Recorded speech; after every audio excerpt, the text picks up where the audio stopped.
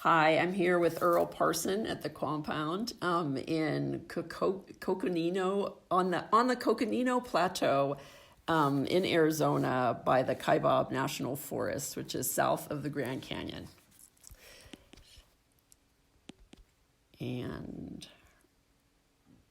Earl Parson is an architect practicing in northern Arizona from his home base in Prescott, and also the property he's developing near the Grand Canyon outside the town of Williams. Earl attended Washington University School of Architecture in St. Louis and then SCI-Arc in the early 90s, after which he practiced architecture in Los Angeles for 20 years before relocating to Arizona about 2 years ago. He specializes in Quonset hut homes. And I got up here last night and, pictures just don't do this place justice. I mean, it's very beautiful, and the stars last night were amazing. and Earl gave me a tour of the Quonset huts and kind of all of the technology that's going on here. So, what do you want to say about the compound? Well, thank you for the kind words. I mean, it's really fun having you here. Thank you. And so we've had some friends visit and stuff here and see the huts, but to show them to another architect is just fun. Okay. In a way that other friends or family that look at them, because we can you and I can look at them and sort of nerd out on the technology and the construction stuff, so that's fun. And I mean, it's just been a kind of a, I don't know, we're 3 years in and we really don't have a finished building yet. So it's sort of like in some ways but doing the Quonset huts has transformed my practice, because now I have this area of specialization that people are, there's people in the world that are really interested in doing a Quonset hut home on some land they own or whatever. And I've gotten clients now. Yeah.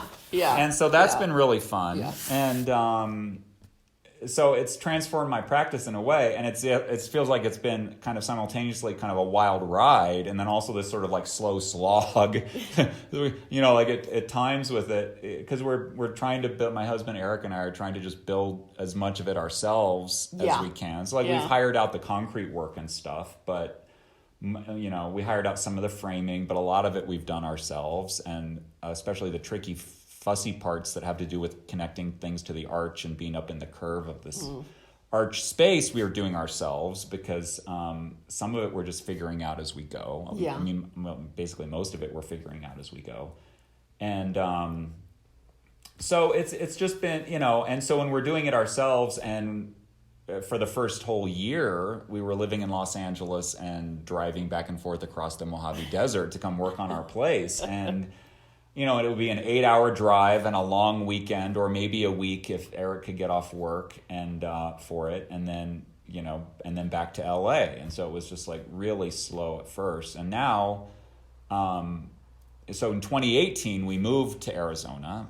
We just decided it was time to make that change, and it's been great, and we really love it. And then so 2018, like half the year of our planned construction schedule just got thrown out the window, because it was like looking for a house and moving. Yeah. And then getting resettled. And then, then we had 28, the rest of 2018, and we got some good stuff done in 2019. But then now this year, COVID has just been, it hasn't really impacted my work tremendously, in that, like, I'm still busy and I'm still working from home, like I have been for the last several years, or for the last decade or whatever. Exactly. But my work from home hasn't changed. But the stress and the anxiety of the pandemic certainly has an impact. And I've had clients be impacted, and that's unfortunate. And you still try and support them, or some have canceled their projects, but not too many. Yeah. And some people are trying to accelerate their project if they can, because they're trying to relocate and still get that done in spite of the pandemic. But it certainly impacted our ability to make progress. And so it's just been, here we are I mean, so you and I are sitting here in what we call our headquarters hut, and I'm Yeah. still staring at spray foam in the ceiling. You know, we have no finished ceiling in this hut yet. And over in the house, that's really going to be our vacation rental for Grand Canyon, visitors and stuff eventually. But it's, we're staring at spray foam in that, and we're not at our rough trades inspection yet. And, we're just like, but I mean, it's great But to it's just been be able fun. to go, to yeah. have a piece of property I and just mean- be able to build things on it. And, And the building department here seems like it's fairly easy as far as like new technology, or you haven't had to really explain a lot of. I mean, the county here is Coconino County. They are super reasonable to deal with. They've been really a pleasure to work with, and they've actually, I'm involved at the county level now because they formed this alternative technology advisory group, and as far as we know, it's like the only thing like it in the country, where there's actually a county commissioner named Art Babbitt, who is one of the county commissioners in Coconino County, who has in his past apparently done rammed earth construction and some alternative things, and had a company doing this stuff before he got into politics and became a local representative. But he spearheaded with the chief building official in Coconino County, to create a pathway for people. They want people in the county that want to be able to do something like straw bale construction, or alternative or construction. a cob house, Yeah. or whatever. Yeah. That people that want to do that can have a pathway forward for a permitted, structure. And they wanted to support that as a goal within the department and at the county level of governance to support people. So they created this alternative technology advisory group, and basically what it is a group of local professionals who are architects and engineers primarily, to look at these various technologies and be able to create. To examine them, in some cases, we're actually partnering with a local community college to do actual testing. Oh, okay. Oh, that's They're great. building like an earth bag Yeah, so wall, they are doing, and but, they're doing actual testing as part of their program at the college, and they're getting funding for it and stuff. Yeah. To do like actual, construct some stuff and like destructively test it or whatever they're going to do, and come up with, data and have findings. And so that there can be a file in the office that if somebody comes in and they want to do, something like, so we're about to move to rammed earth from earth bag construction, but to be able to have, data and findings and scientific analysis on some of these processes that are outside of the standard part of construction. Yeah. And to be able to, so that the chief building official has guidance that's been vetted on how to permit one of these type of structures. And it's like, I don't know, I think that's a wonderful thing for, I've had 20 years of practicing in Los Angeles, where sometimes it sort of feels like anything they can do to stop you, they will. I mean, that's the attitude of a lot of building officials in that context. You can't do this. You can't do this. And that's it. The end of conversation. Go away.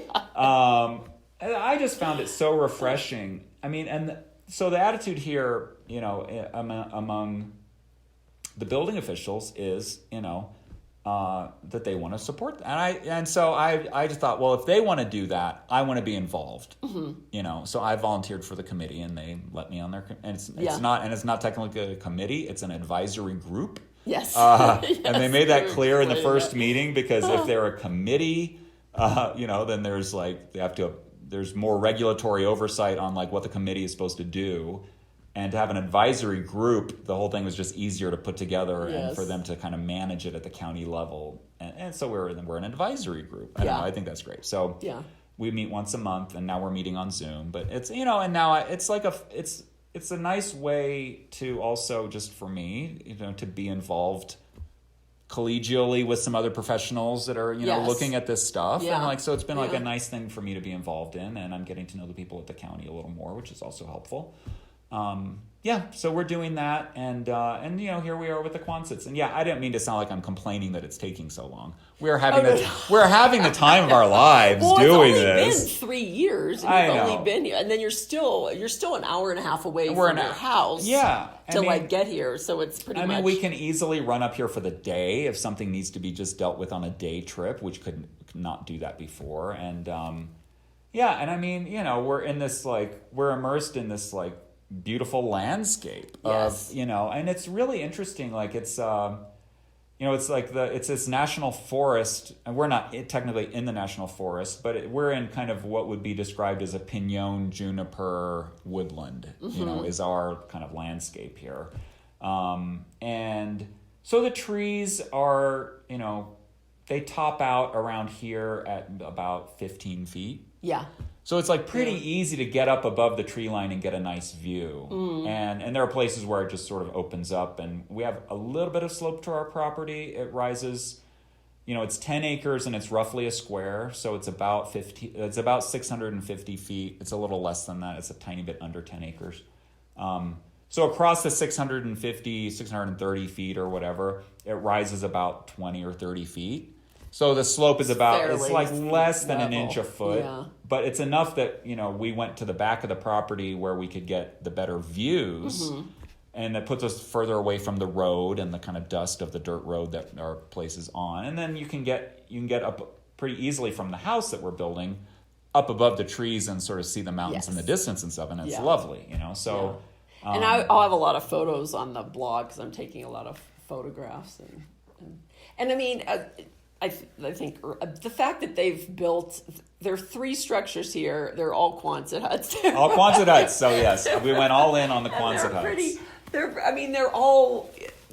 pretty much all. They're all you got them all blocked in.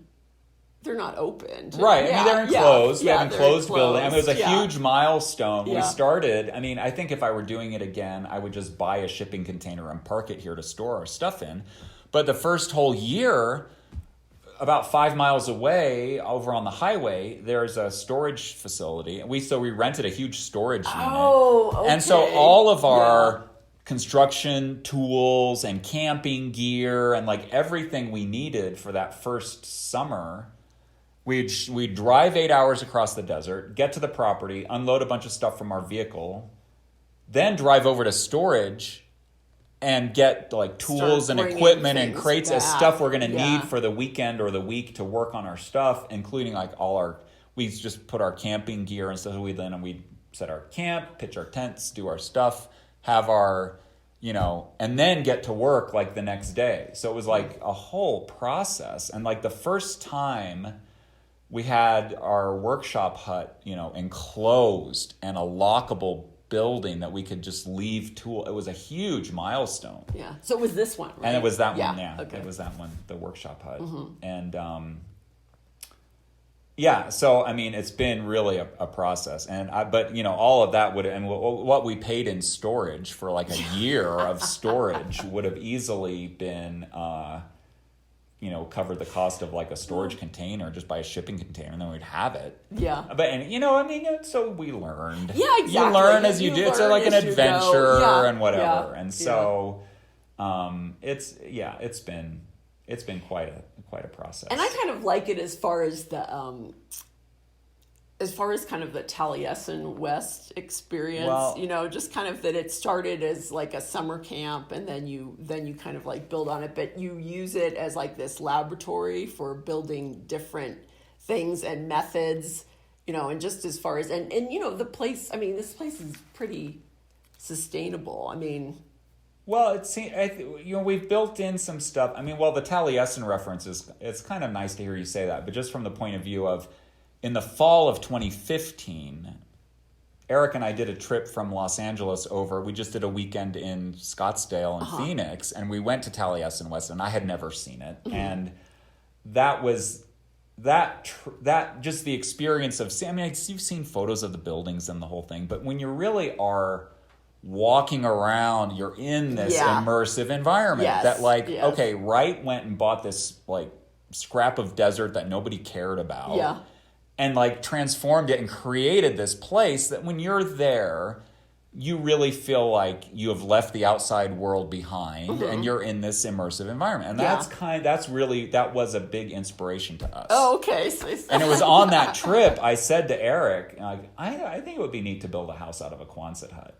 And he was just like, oh, that sounds cool. And like, I think we just, it just went crazy. It went from there. And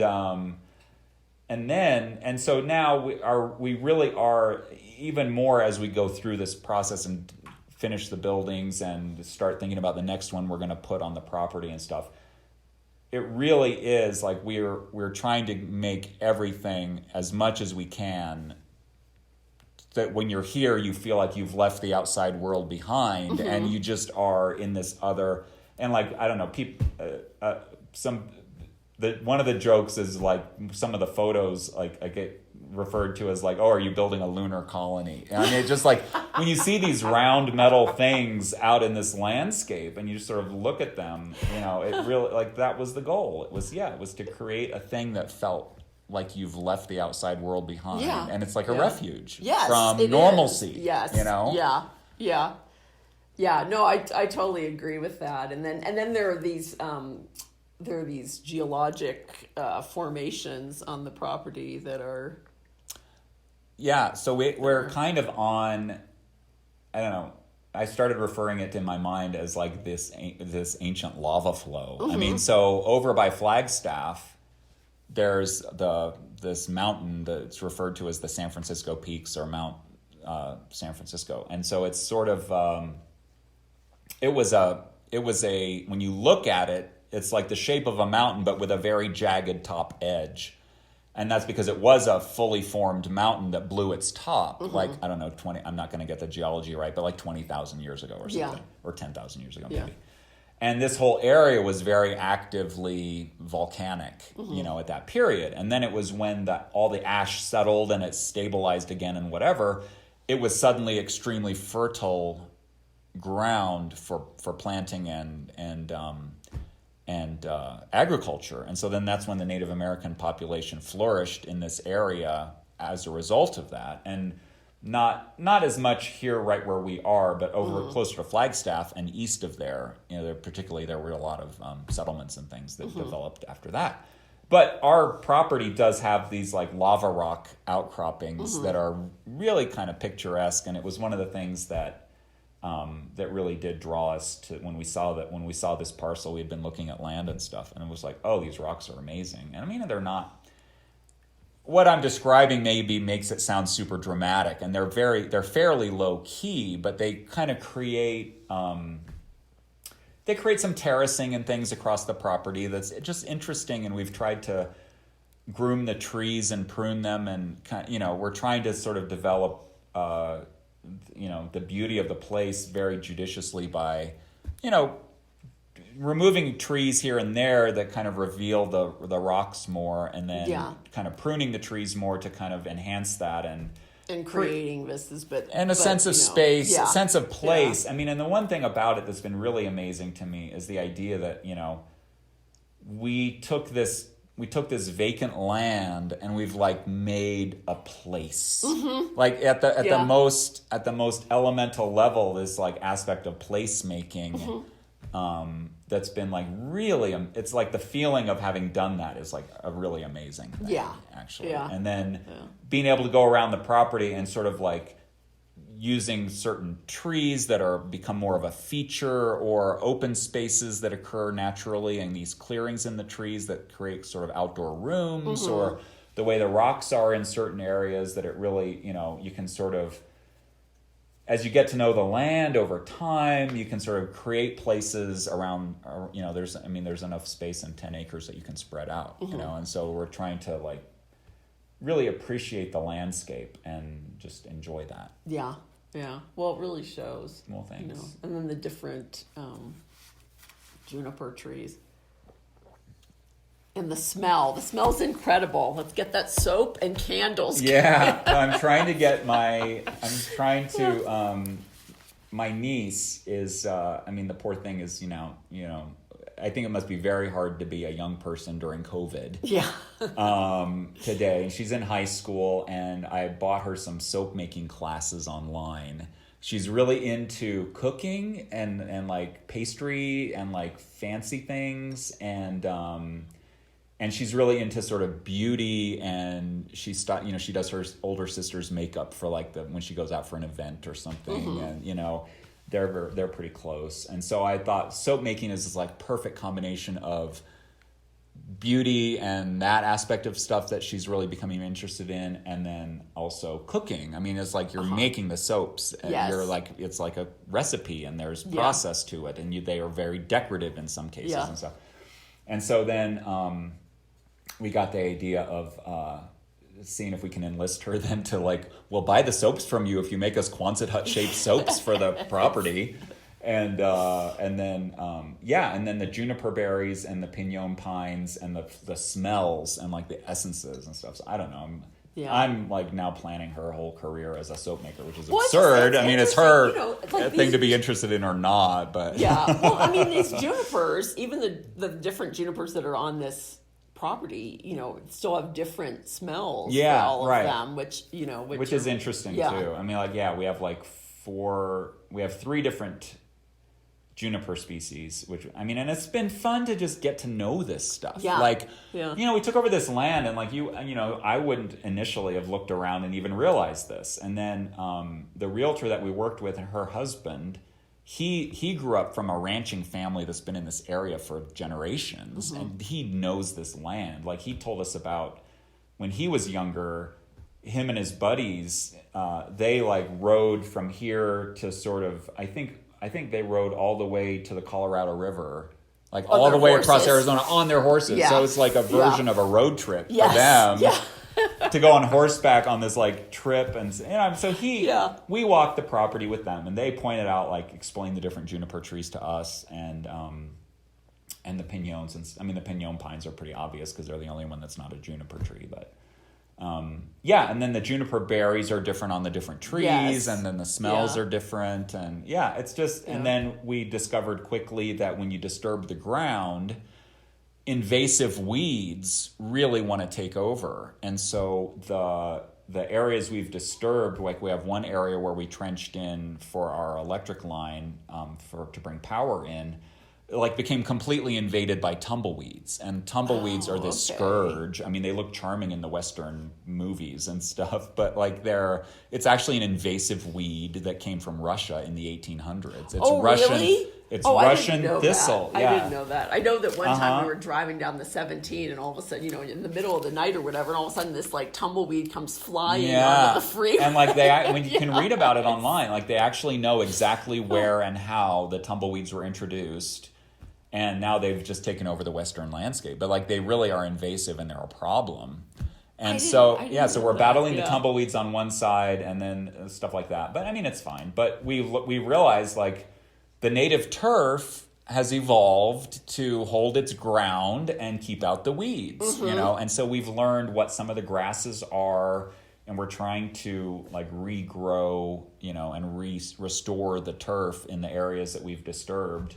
And it makes us even more aware moving forward, as if and when we continue to add Quonset huts, because we're crazy. That we're really working to minimize the construction footprint and not disturb any. I mean, it sounds obsessive, but like any little patch of turf has become like really precious, because like, oh well, it fills its ecological niche, and it's actually important. And, the more you disturb, the more you have to fight the weeds later. And like, it becomes relevant. Yeah. Oh, yeah. Yeah. Then you don't need to use Roundup. Exactly. I mean, God forbid. I mean, I hate to say it, but we've resorted to that on some of the tumbleweeds, just as a last ditch effort to try and stop them from spreading, and then we're planting the grasses and trying to get that going. One of our friends just bought, she's an architect, and she and her boyfriend just bought this large property, and there are all these cacti in this one area, but they're the ones that like shoot out the spines. Oh. And so she read that you can get rid of it with gin, and she said, "So we're gonna put gin all over." I'm like, "Gin? You're gonna use gin to get rid?" She's like, "Yeah, that's the only thing that like will keep these cacti." Wow. But maybe you could do gin with these junipers. Well, I mean, I suppose it's possible. Yeah. I hadn't thought of like, I don't know. I mean, distillery. Well, and what I've also realized, but I mean, there's like many different, like, juniper berries. Okay. Well, I mean, there's a huge number of species of juniper trees. And like, I don't even know, are they all appropriate for gin or not, or what? Yeah, I mean, it know. becomes an interesting question. Yeah. Certainly. But like the kind of like culinary properties of like the different, ones and stuff. And like, I have sort of crushed and tasted some of the juniper berries, but I don't know, should I not be doing that? Is that poisonous? I have no idea. I didn't really swallow it, but I did just want to see what they... Yeah. And like, they're super aromatic. The one type, it's a single seed juniper, and they're actually, unfortunately, it's a very weak tree, and in a heavy snow, they often fall over and the branches break off. And so it's like not the most... they're not the best trees to sort of have around and whatever, but like they're the ones with these little purple berries, and the berries are extremely fragrant on that one, more so than the others. But the really interesting ones are the alligator juniper, because the bark is kind of checkered like alligator skin, and they're really cool looking.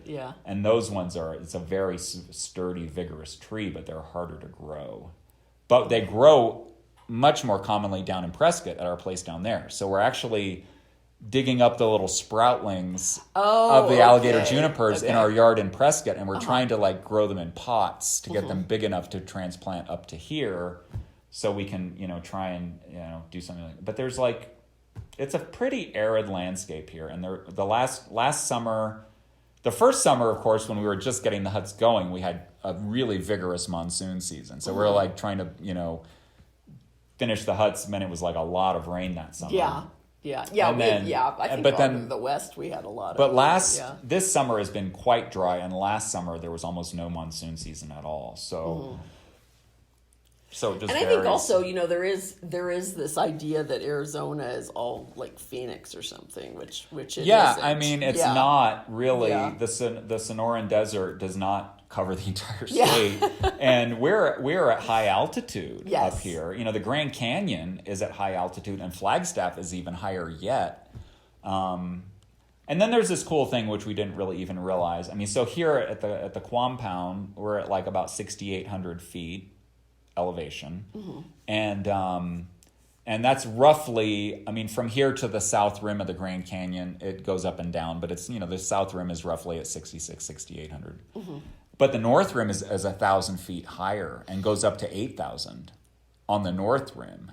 So from the south rim looking out, you see the wall of the north rim because it's so much higher on the north side. Okay. And so from the road out here, you can't, I wish you could see it from our property, but you can't really. Yeah. But from the road out here on your way out back to the highway, you can look out to the north, and when it's clear enough, which is most of the time, you can see this dark band at the horizon, which is you're actually seeing the north rim. Oh, okay. So you can technically see the Grand Canyon from here, even though it's an hour away, and way across on the horizon there. But you are actually seeing the north rim of the canyon. Oh, okay. That's pretty neat. Okay, well, I'll check that out. That's pretty neat.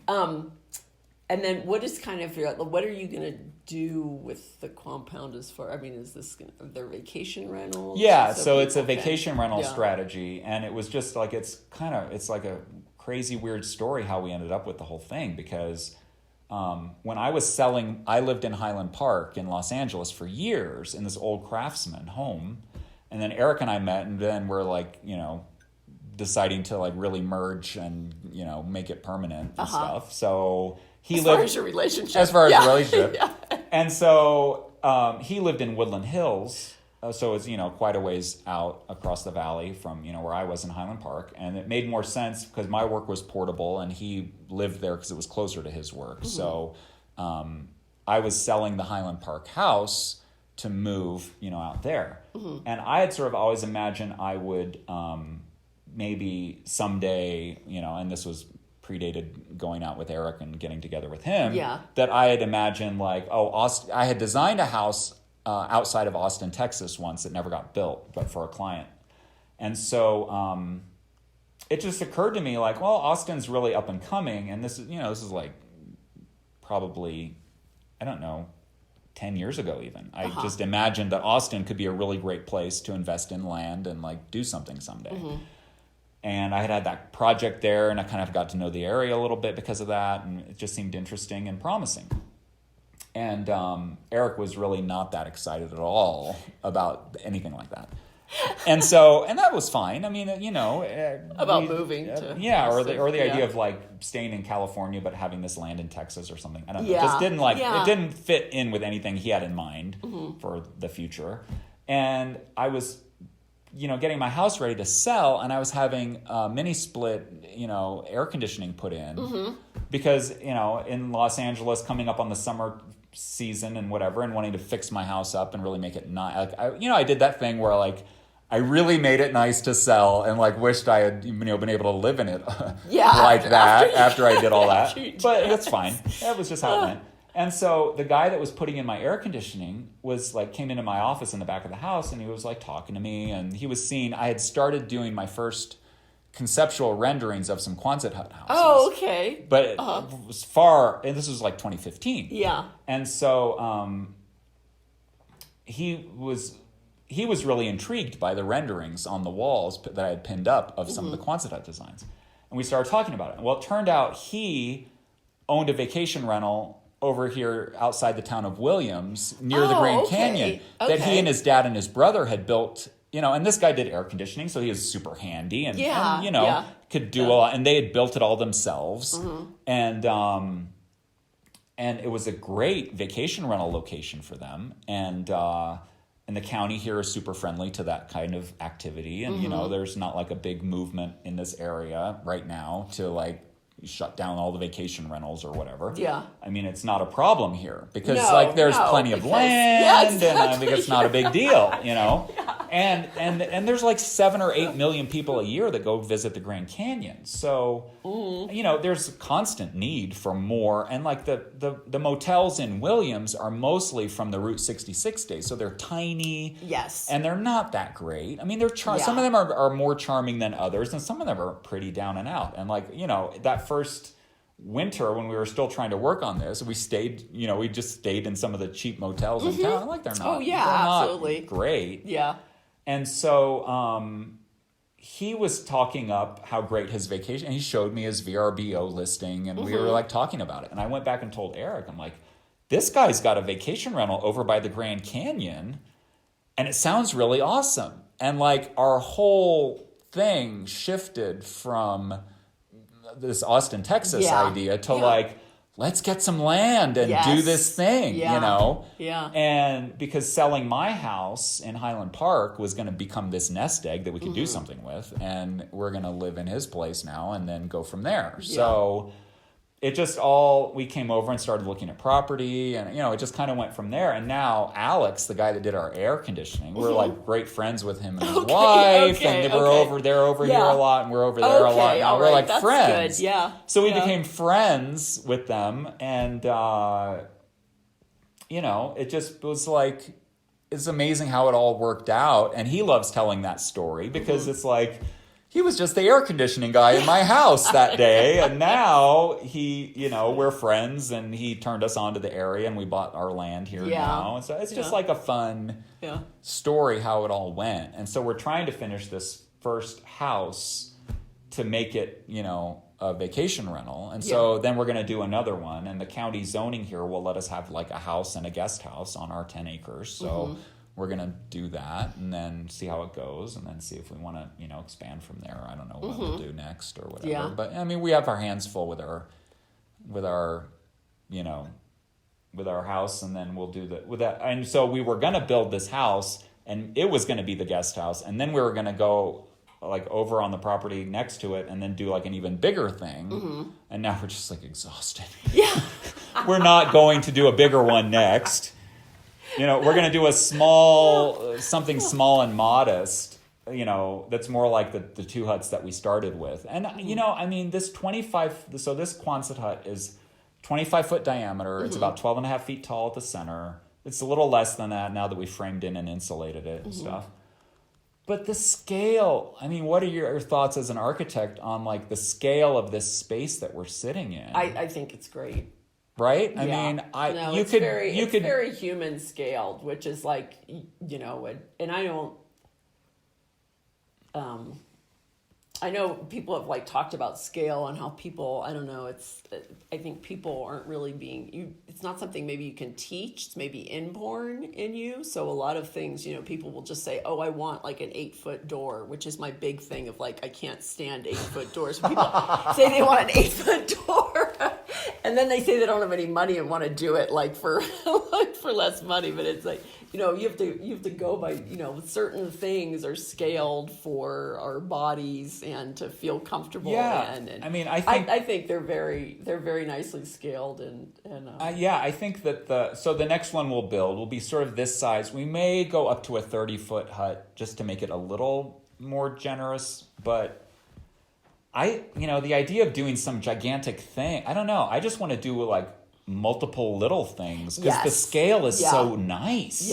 Yeah. My thing is I want to buy property in all these different areas and put 1,000 square foot places on all of these different And I think there is an appreciation. From place to place. I think a lot of people, you know, the people that you're talking about that want, you know, the 8-foot door. I mean, there is that. There are people that want kind of this like oversized thing. But I think a lot more people lately are more appreciative of an intimately scaled thing that's, you know, interesting rather than a gigantic thing that's just big. Yes. You know? Yeah.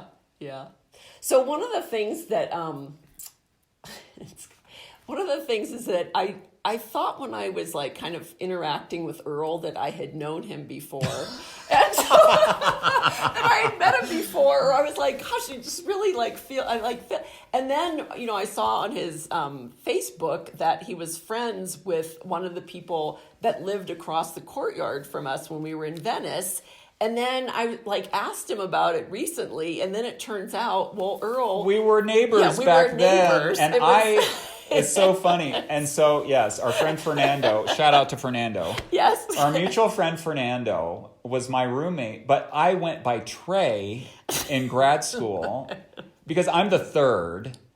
And so I'm named after my father and my grandfather. And so in between college and grad school, I took a year off and I went and I worked for my dad in his business. And there was too much confusion about the naming and who are you talking to and who's the phone message for. And so one of the guys that worked for my dad said, we're going to call him Trey. Oh. And so like this guy, and he was he was actually a preacher. And my dad owns a funeral home. Oh, and so he had a preacher on staff just to kind of counsel families and stuff like that. There was no really religious affiliation to it at all. But, you know, and everyone called him Preach. And he was this giant guy with a bald head and he looked like Friar Tuck. And he was a really sweet guy.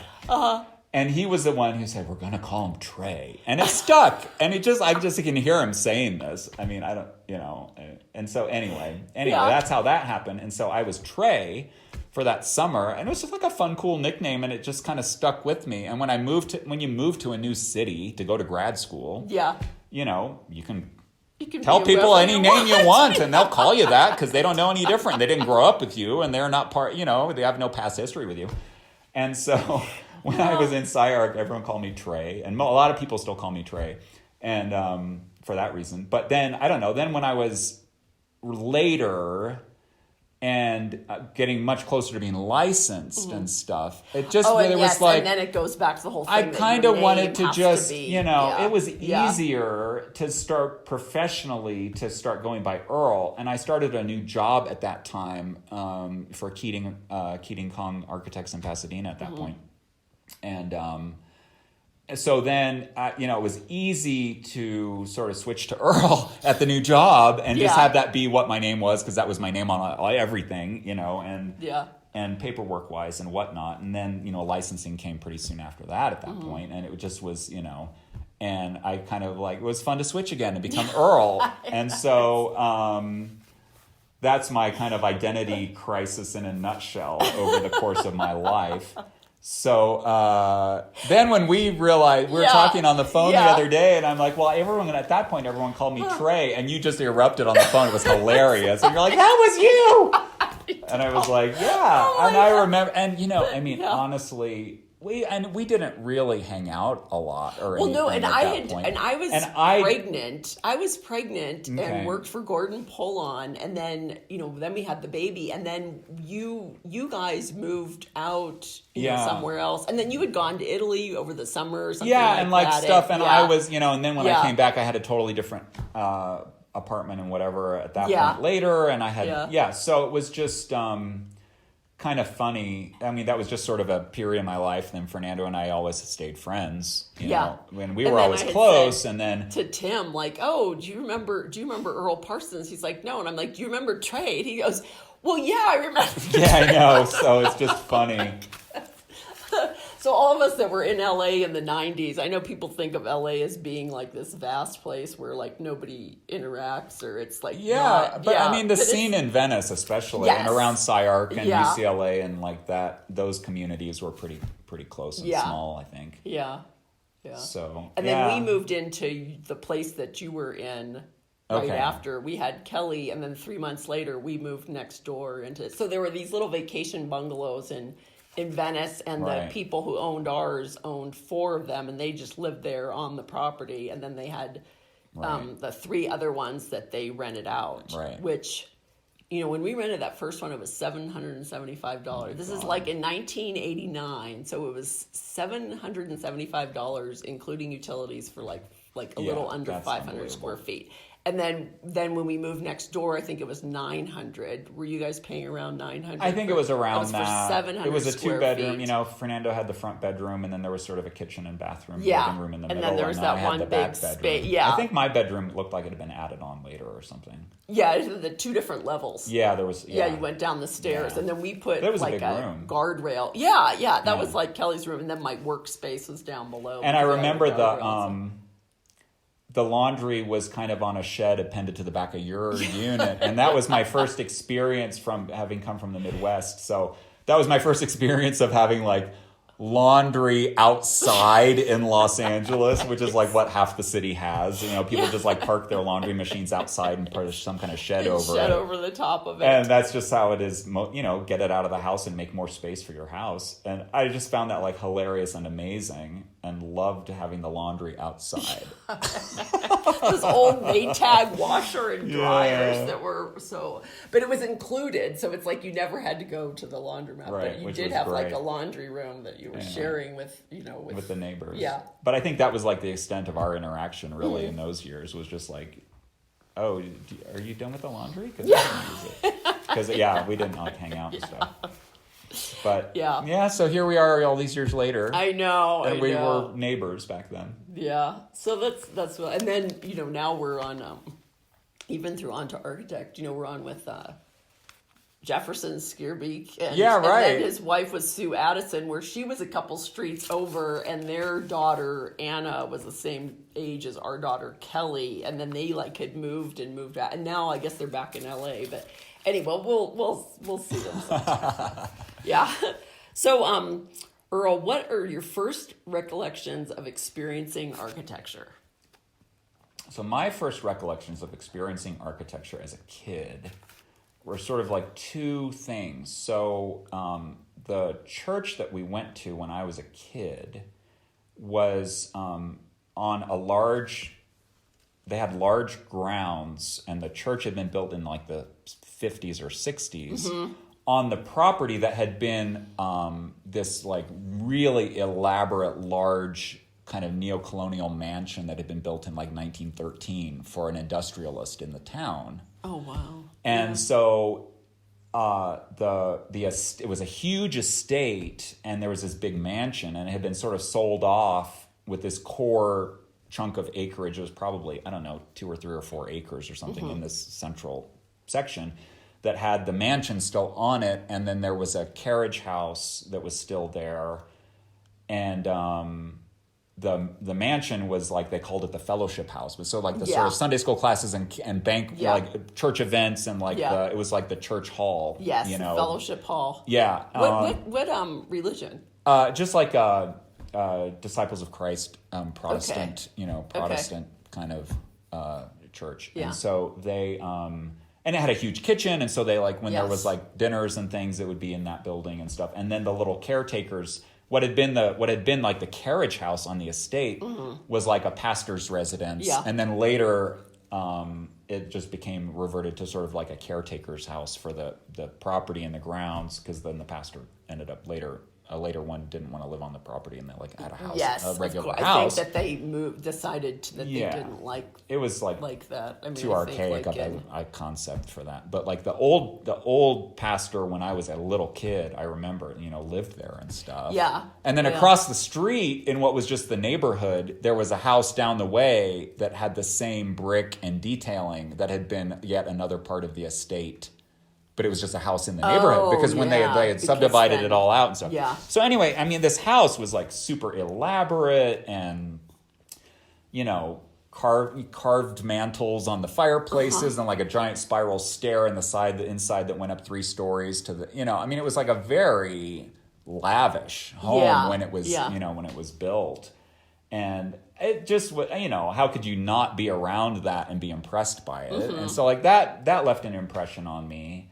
And I remember learning like who the architect had been and other business buildings in the downtown old part of the town that had been designed by that architect, and kind of like being aware of that and stuff. Yeah. So that was interesting to me. And my best friend's dad was an architect growing up. Okay. So like I was experiencing, I was around that. Yeah. And then my dad later, when I was like in junior high, I was not driving age yet, but he bought a little old storefront building in the downtown that was where my grandfather had started the family business back. And my grandfather died in the early 60s, so I never met him. But my dad bought the building that my grandfather had started his business in.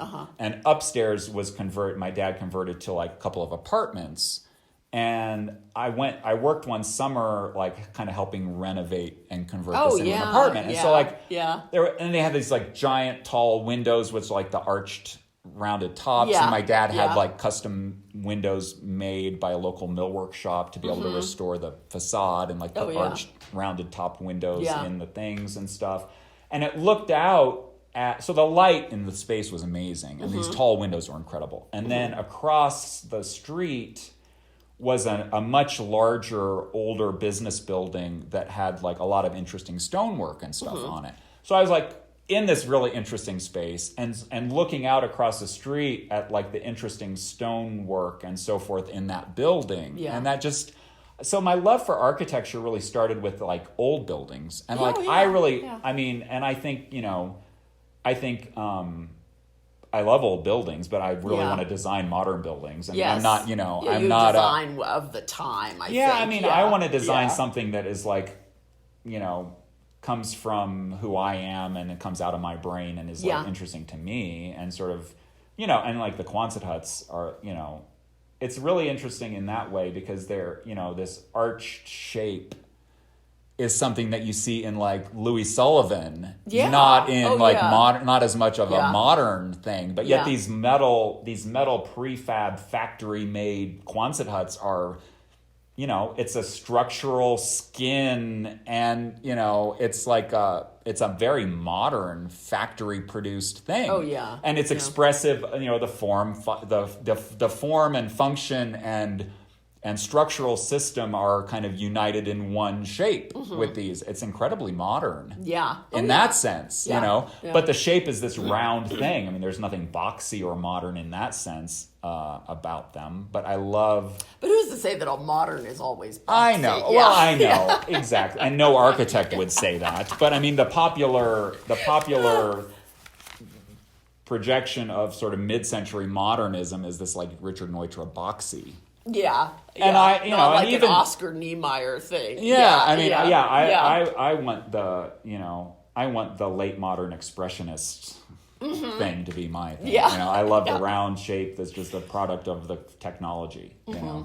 Yeah. So that's kind of how that was my first exposure to architecture. Yeah. So, what are 3 classic buildings that you like and why? And like not like classic, I say classic as far as like what people would recognize. I mean, I'll throw the Pantheon in there in Rome, you know, and just because I mean, there's just so much to like about that building. Mm-hmm. And again, I mean, you could argue that, I mean, it's this concrete shell, and the way the ceiling, the shape of the coffers and the ceiling forms the ribs of the thing. I mean, there's a kind of an argument that it's, expressive of its construction technology in a way that modernism embraces. I mean, there's that, all that structure. Aspect. Yeah. I mean, so that's all really, lovely. And the fact that it's, been in continuous use for, like 2,000 years. I mean, how, it's just amazing. Yeah. It's an amazing space. So I'll throw that in there. But I mean, I was really influenced by the Schindler House in Los Angeles. Okay. I had the real fortunate experience of when I was at SCI-Arc in the 90s. I worked in the SCI-Arc Foundation office as a kind of work-study position while I was in school. Mm-hmm. And so I think it was Julie Taylor who was in and out of that office a lot at that time. And she turned me on to these people were taking the Schindler House, which, we had been to and knew. And so I was not like new to the Schindler House with this, but she said, oh, well, they're creating a new kind of the Austrian museum, the Mack Museum in Austria is forming this partnership with the Schindler House, and they're going to create this like Center for Art and Architecture at the Schindler House. Yeah. So it was like the very formation of what is now this huge, the huge Mack Center and stuff. Yeah. But like at that time, it was just starting, and I got to be like the summer assistant to Julie Silliman, was like the first director of the Mack Center. Yeah. And I got to know her, and I got to basically spend 3 days a week all summer just giving tours and working and helping them develop their database and get that office up and running. And they had retrofitted the garage of the Schindler House to become the office for the Mack Center. And I got to spend the summer in the Schindler House like every day. Not every day, but it was like 3 days a week. Well, I mean, that is, and I mean, I know USC has the Gamble House, and then Cal Poly Pomona has the Neutra House, Right. And now I think, who just got the Ennis Brown House? Was it USC? I'm not aware of that. I don't know. Yeah, they just, I think that they either donated it or. Yeah. But I got to see, rather than just seeing it on a tour or at an event, I could see it throughout the day and how the light changed in the rooms throughout the day. Yeah, you were living in it. And from like earlier in the summer till later in the summer, the way the light changes across several months in the house, and like I really got to just, I'd be, having my lunch in whatever room I wanted to that day. Like that. I mean, I got to just spend time in that house. And it really, and then sort of the idea of how, Schindler used sort of theme and variation to play out the different rooms in the house. Like, so they all sort of have the clear story and the sliding doors and the redwood and the concrete and the thing. But each room faces a different orientation. Yeah.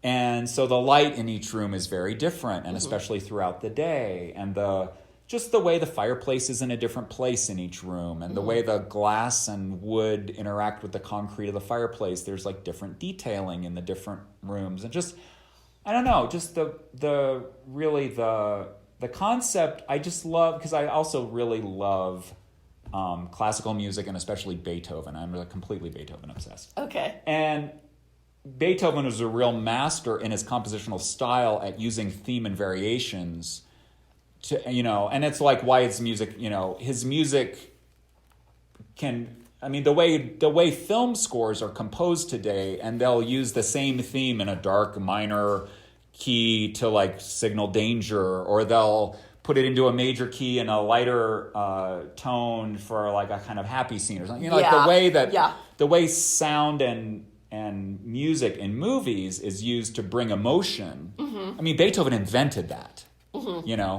and so just, I don't know, and the concept of theme and variation plays out across our lives and what we undertake, I don't know. I love the concept of theme and variation, and like to be able to see it. I kind of started learning that from Schindler and seeing the Schindler House. And then you can see the way these the way the concepts he used architecturally in that house at the beginning of his career essentially play out over all of his work. Yeah.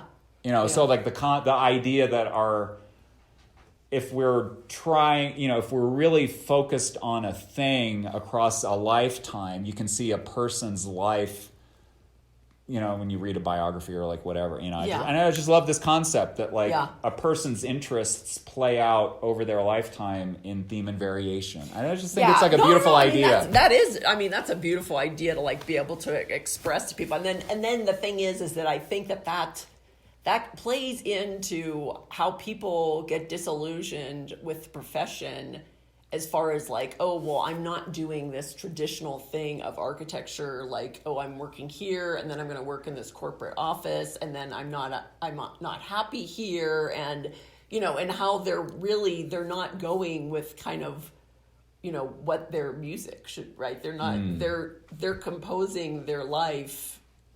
They're going by somebody else's music instead of composing their own. Yeah. Instead of kind of like finding your way within the profession. Yeah.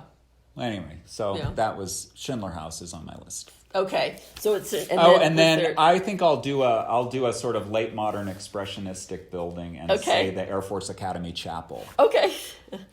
And I got to see that building when we first started looking at land here in Arizona in like the summer of 2016. My nephew was at the age where he was he was just starting to drive, so he was just 16. Okay. And so we did a road trip from Los Angeles back to. He flew out and we spent a few days together, and then I drove him back to Chicago. Okay. And then you're from Michigan originally? I'm from Indiana. Indiana. And my older sister lives outside Chicago. Okay. With her kids. And so my nephew and I did this epic road trip. And so Eric came with us, and we came to Williams and the Grand Canyon. Mm-hmm. And then Eric flew back to go back to work, and then Ethan and I went on the road trip. Yeah. And so we did the Grand Canyon, and we went to Bryce Canyon, and drove up through Utah, and then we went over into Colorado, and the national park that probably people don't visit very often, and it's off the beaten path, and it's not a famous one, but there's this thing called the Black Canyon of the Gunnison. Oh, and it's in Gunnison? It's in Colorado, okay. And it's it's like southeast of what's the city on the west side of Colorado? I'm like having a stupid brain fart. But Grand Junction. Okay. So it's southeast of Grand Junction, and down in there about another hour or two down into Colorado, into like rural southern Colorado, the more remote area. But this canyon is just it's these dark chocolate sheer granite walls that go down to the Gunnison River down at the bottom, and it's just like. The Grand Canyon is big and broad and epic, and Bryce Canyon is like you're on Mars. Yeah. Bryce Canyon is so unbelievable. And then there's this other the Canyon of the Gunnison is just like a chasm. It's just a steep, narrow thing with granite, and then there's pink veining in the chocolate-colored granite, and it's just extreme. It's just this epic thing. And that really impressed me on that road trip. But then we went over through southern Colorado and made it to Colorado Springs, and then we went to the Air Force Academy Chapel. Okay. Because I really wanted to see it. And, and my nephew was just like blown away by it. And it's just, just the level of design in that thing. And like you got to really see the pictures or go see the inside of it. Yeah. Because it's this like incredible shape, but yet the inside, the color, even the pews are just, everything is just design. The design is lavish in its like thoroughness. Yeah. That like few buildings have that level of design to every freaking thing in the building. Mm-hmm.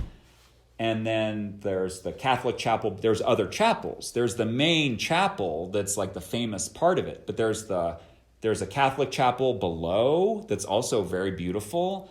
And there's actually a Jewish worship chapel that's also designed. That was all designed kind of comprehensively. Okay. But these other spaces are smaller, and they're not as famous, but they're super interesting spaces as well. Yeah. there's a lot to see at the Air Force Academy Chapel, and it's just an incredible building. Okay. Yeah, I've never been there.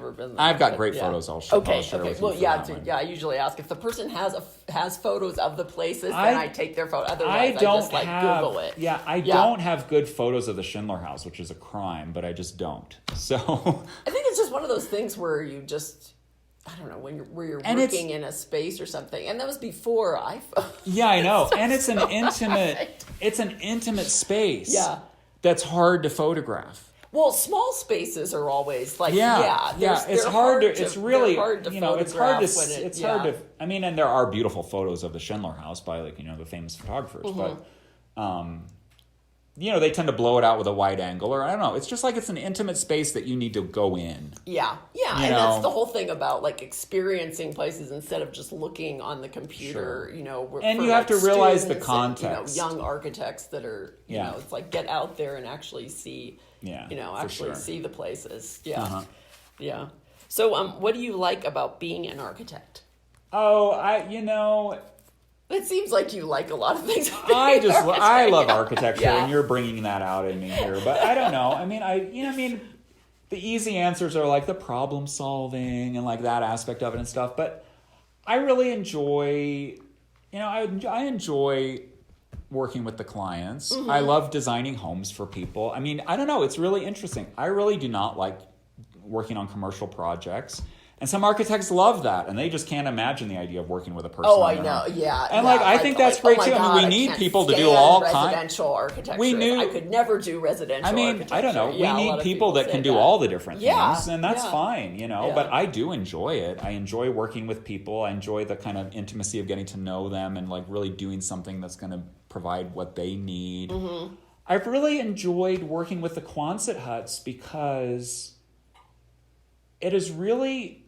A lot of my clients are, I'm getting some better clients, who are interested in architecture. Mm-hmm. But especially at the beginning, a lot of people came to me with these, and they still are, but who are just, they think this is a way they can build a home for themselves that's not going to cost a lot. Mm-hmm. And that's true in a lot of cases. I mean, you can always build a Quonset hut house that costs 3 times more than someone's, simpler, stick-built house. Yeah. But they're a great system for somebody that wants to do something simple and inexpensive. And if you keep it simple and not go overboard with bells and whistles on these things, and and we put in these side windows, and they're a pain in the ass. But the side windows look really cool in the photographs, but they're really a waterproofing nightmare. And I don't know, they're expensive. And I think that have Eric try to come up with some waterproofing solution.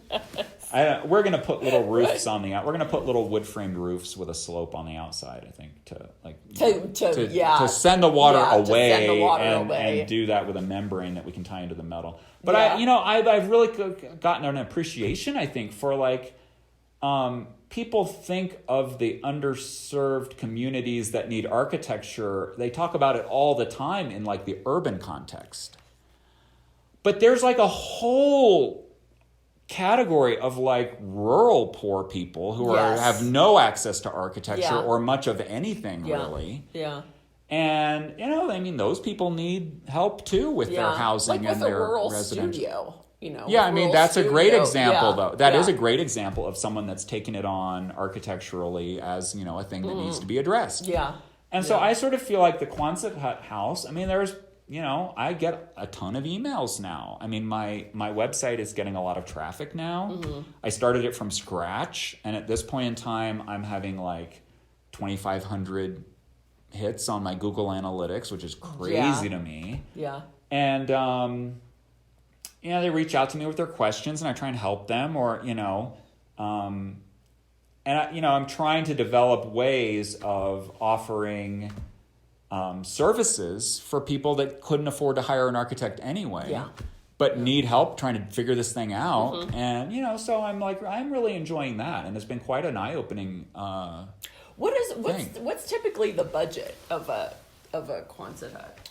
I don't know. Construction budget. For the whole house and the whole thing.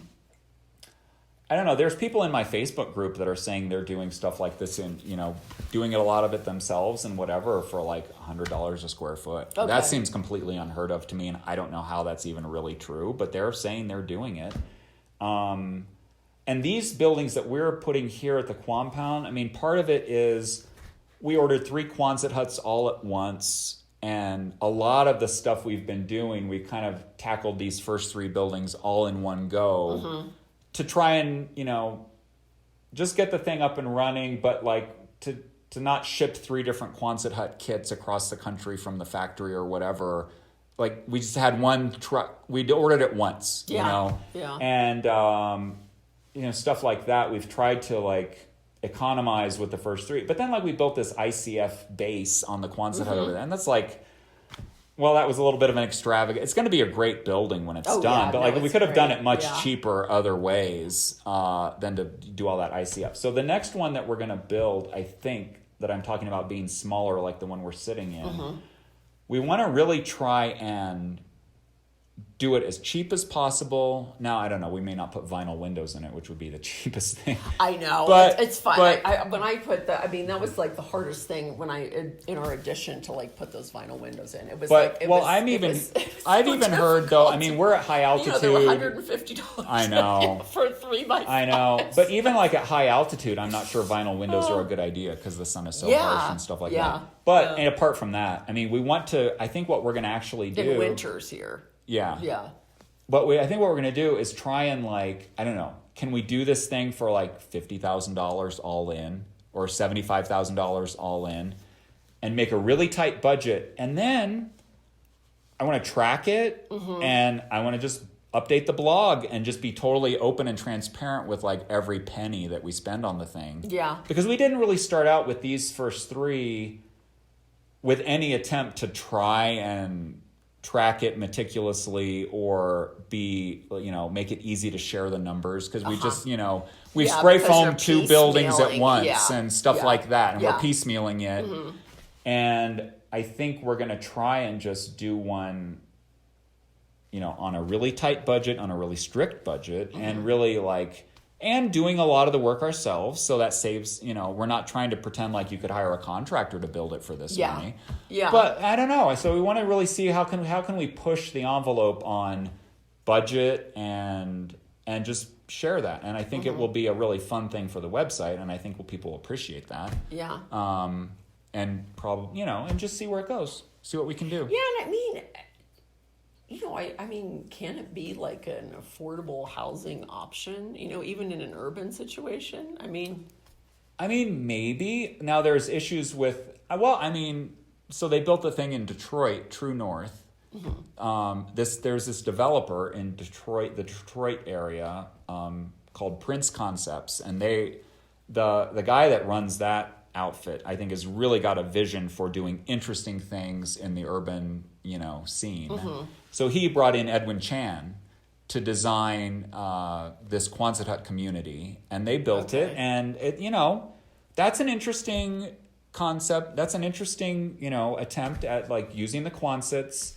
I mean, it's Detroit, so I mean, they obviously have harsh winters and snow load. Yeah. And they got all the engineering to work and stuff, and they, that's a really cool experiment in doing that.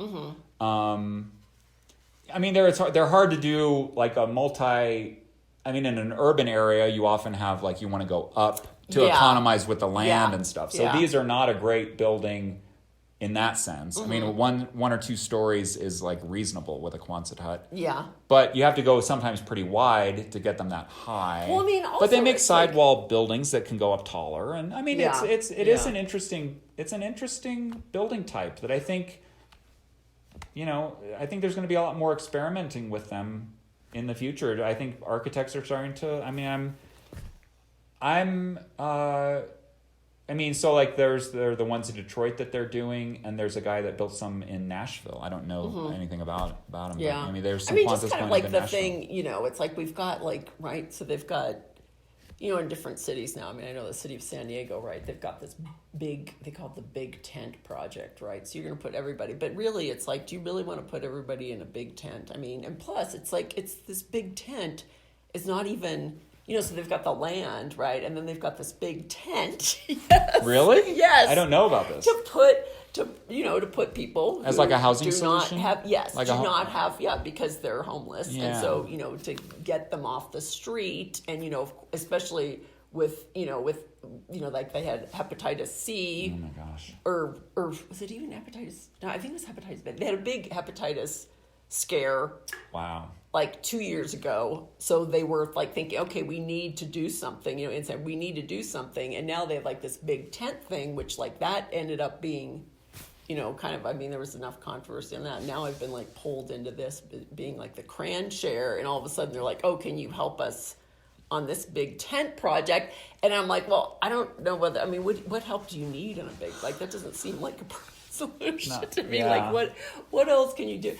Because, how difficult is it to, to take these down? Is there some solution for like Quonsets where you can put them up and then take them down? Or in theory you can, but they're not as easily portable as I think some of the manufacturers let on their websites when they try and promote that it's like, because there is, with this, obviously, once you spray foam the thing, then no, you're not taking it down. Yeah. And it's a kind of limitation of the building. It's like people ask I have this Facebook group for Quonset hut, people, and it's a pretty robust discussion in there a lot of the time. But one question that gets asked that I don't have a great answer for this is like, okay, so you've spray foamed it. You've got some wood framing inside that you can attach a ceiling to.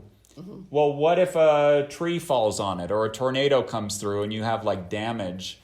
Okay, it's clear to me, and I'm not going to pretend that it's otherwise, that a stick-built house that sustains that kind of damage is going to be a lot easier to repair. Mm-hmm. And trying to cut apart the inside of your Quonset hut and replace panels after the fact and whatever, it's going to be a really difficult, prospect. Mm-hmm. And so, and I'm constantly educating people about they think these things can be made hurricane proof. Okay. Well, a Quonset hut can be a very strong structure, and they do put a lot of them in Florida, and they engineer them to the code for the hurricane winds, and they can withstand a very high wind. Mm-hmm. Well, you can only engineer something to a particular standard. Yeah. And then hope that nature doesn't send you something worse. and it's always possible. Yeah, earthquakes are only, they're only right, the calculations are only for the last worst one that they had, right? You cannot hurricane proof. Yeah. You cannot earthquake proof. Yeah. So there, and this is, where, people are kind of mean to sort of to my Quonset hut community, and they are not, the online community, not here. Yeah. And they don't know, how do you bring power and water into this Quonset hut building? Because it's this weird metal thing, where does your plumbing and electrical thing come? Well, it's a slab-on-grade building, like any slab-on-grade building. Yeah. But, these people don't know anything about any kind of building. So, I can tell them, it's just like any slab-on-grade building. But that's, a meaningless statement to them. And so, I'm really, constantly starting from scratch, educating people about these things. But it's, it's actually been... It's been a really gratifying... Yeah. With any architecture project, right? You're always educating the client about, about things. And, and or whatever the dream crushers. Were you at the Cran thing when at the AIA National last year, this one Cran thing, he was saying, we're the dream crushers, right? We take people, so they're like, we want this. We're like, okay, well, you can have this, and then it would cost this much, and, it's you can't do this over here because of this. It's a constant thing. Yeah. It's a constant, not constant, it's frequent in my Facebook group. So that somebody comes into the group, and their first post is, we really think is a Quonset hut a good kind of structure to can you bury these or do an earth berm structure on it? And it is a very I need to write a long article for my website because I'll get a ton of traffic on this subject. Because and they just think, and so for a while I would talk about, first of all, no manufacturer will sell you the building and warranty it if they think that's what you're going to do. Yeah. Second of all, you could maybe, if you could get an engineer to work with you, which none of the manufacturer's engineers will, then you're going to have like layers of waterproofing, and how are you, and then your soil weighs non-trivially heavy and all of that and all these things. And so, I mean, in theory, you could do it, but like, do you have a gigantic budget and an army of engineers to work with? Because maybe you should be using some other type of construction to be building things underground. When that post the last time somebody shared about that in there, I just didn't even get involved in the conversation. Like, I can't keep as a bomb shelter or something. I don't know. They think it's gonna, they think, I don't know what they think. They're a prepper and they want a bug out space that's underground. I don't know. Or they just think it'll be lighter on the landscape, and they have no idea the amount of earthwork and like disturbance of the area that it's going to require to do this. Or they just saw a picture online and think it's a neat idea. They think it's somehow, I don't know, like the idea that like doing this thing subterraneanly somehow has less impact on the environment. I have no idea how that calculus works, but they don't know either. And they just think it's this idea, that. And it's like, as far as the dream crush, I've kind of just like quit trying with some of these. Yes, like just what? I mean, they can learn about it and realize themselves. And I don't have to step into every conversation and say, well, actually, it's a lot harder than you think. Yeah. Because I don't have to be that person. I can be the friendly guy who runs the group and just say, you can have your conversations. And like, I quit trying to step into every thing with like all the reasons why it won't work or be extremely difficult for you. Yeah. Because it doesn't have to matter. Yeah. And some of them you just like let them know in like little small. If they want to come to me in a serious way as a potential client, then it's appropriate. Yeah. Yeah. Otherwise, I think they can them, but yeah. So there's a lot of that going on in my world right now. Because then it's your liability. Exactly. Right now it's not a liability. Oh, so what would you like to say about the future of architecture? I would like to say the future of architecture is Quonset huts, but I don't really think that's true. I'm enjoying them, but I don't think they're for everyone, and I really don't think they're the future of architecture. And I think there's a lot of interest in prefab more broadly right now, but I kind of sometimes have to wonder, I think there are some architects doing some very interesting investigations into prefab, and I don't mean to denigrate them. I think that's important work that's interesting. Mm-hmm. But I also kind of wonder how much is prefab really just like being pushed by Dwell magazine, and is it like really, I don't know. Yeah, or people's expectation that like, with prefab, or, it kind of is, it's going to cost less. And I'm like, well, no. I don't know that it necessarily will. Yeah.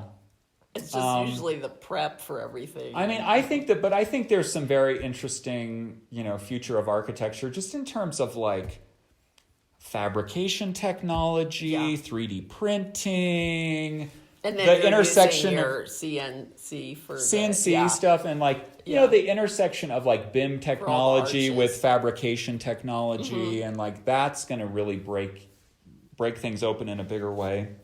The idea that you'll be designing structural connections as one-off connections rather than designing the structure for like the dumbest condition that can then be applied throughout the building, and like all of those things. Yeah. When all of that really, and it's, it's like those things are gaining ground and momentum every year and every day. And like, there are people pushing that stuff in the technology of it all. So I think, the future of construction technology is going to be, really interesting. And I really think the future of architecture, in a way, I could say more broadly related to the Quonset huts and what my experience has been, is I think every field, as technology becomes more advanced everywhere, and computers get smaller and lighter and technology advances everywhere, every field is becoming more specialized.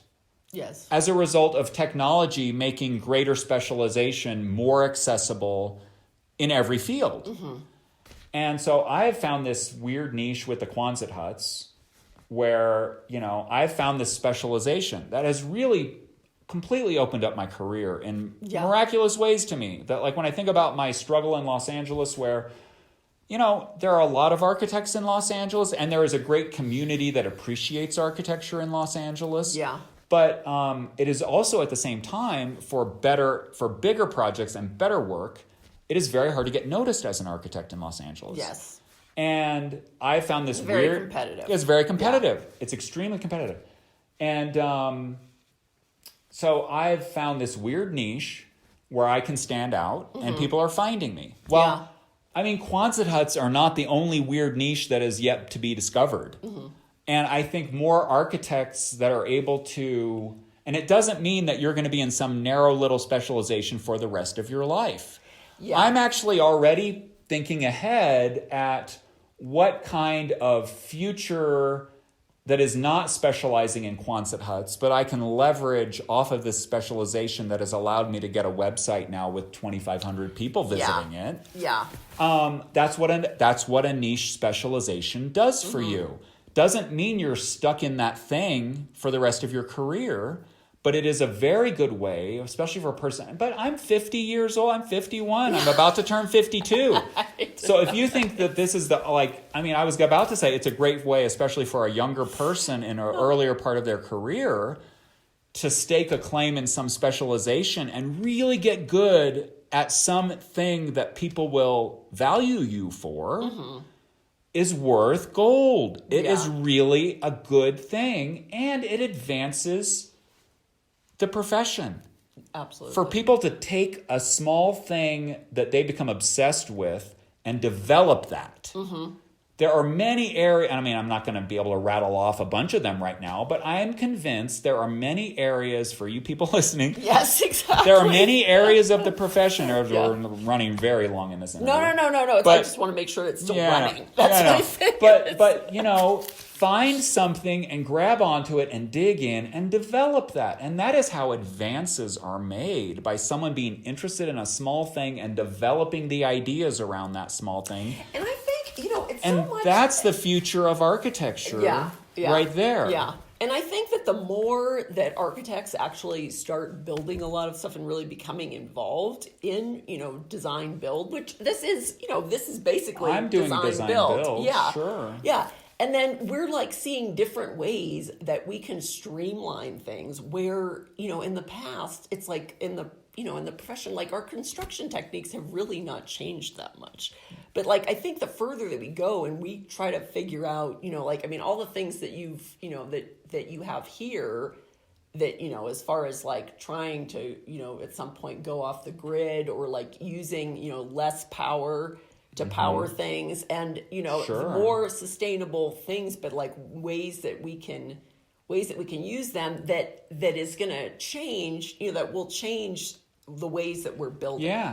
Yeah, I mean, and we're one weird little example, as I showed you over in the house, we've got in the house we're building, none of the lighting is going to be 110 line voltage. It's all powered off of 12 volt low voltage lines, which means we have a central transformer that plugs into an outlet, and that powers, out of that runs 12 volt lines to every light in the house.